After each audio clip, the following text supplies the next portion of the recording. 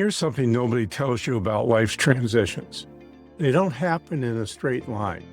You don't move cleanly from one phase to the next. You get stuck in the middle, not knowing if you're coming or going.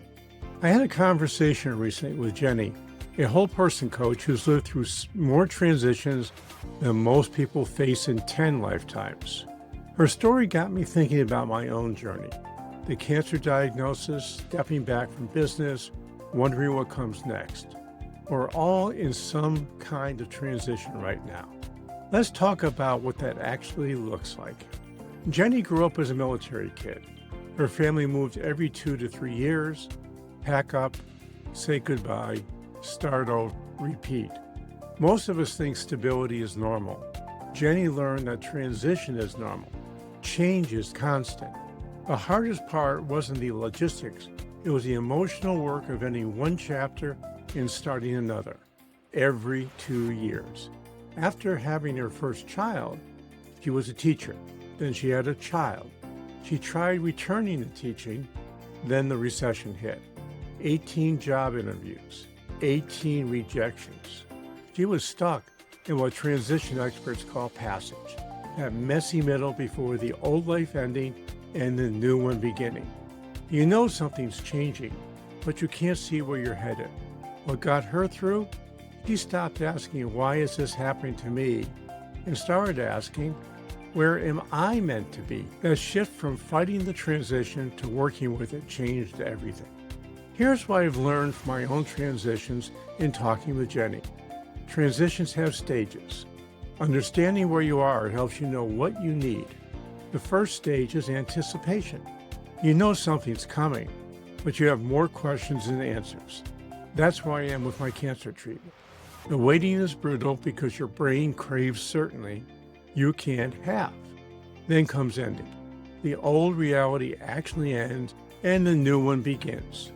There's relief that the waiting is over, but also grief about what you're leaving behind. Next is passage, the messy middle. This is where most people get lost. Nothing feels stable.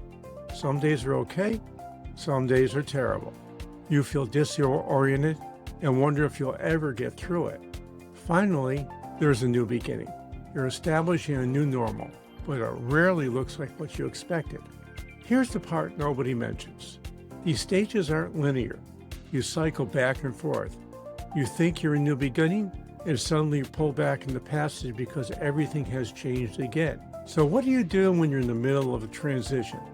You name where you actually are. Not where you think you should be, but where you actually are. This gives you power to understand what the stage requires. Stop fighting the transition. Jennie learned this from all these childhood moves. I'm learning it now with cancer. The uncertainty is part of the process. Not a problem to solve, but you need to build support before you need it. Transitions are hard to navigate alone. You need people who will sit with you in the mess without trying to fix everything. Let yourself grieve what's ending. Even if what's coming is better, you're still losing something. I'm grieving probably not skiing again. That loss is real. We take it one step at a time. You don't need a 5-year plan. You need to know where your next small step is coming from. Today, that might be one conversation. Tomorrow, one decision. You see, small steps add up. I'm 73. I'm dealing with double cancer, wondering what my new normal will look like. I don't have it figured out. But Jennie's story reminds me that transitions are how we grow. Every ending creates space for a beginning, even when we can't see it yet. If you're in a transition right now, you're not alone. You don't need to have it all figured out. Just name where you are, work with the transition instead of fighting it, and keep taking the next small step. That's how we navigate change. Not perfectly, just honestly, one step at a time. You know, it is what it is, and we can move through it with more intention than we might have thought possible. So if you're going through a transition, why don't you let me know where you are and how it makes you feel?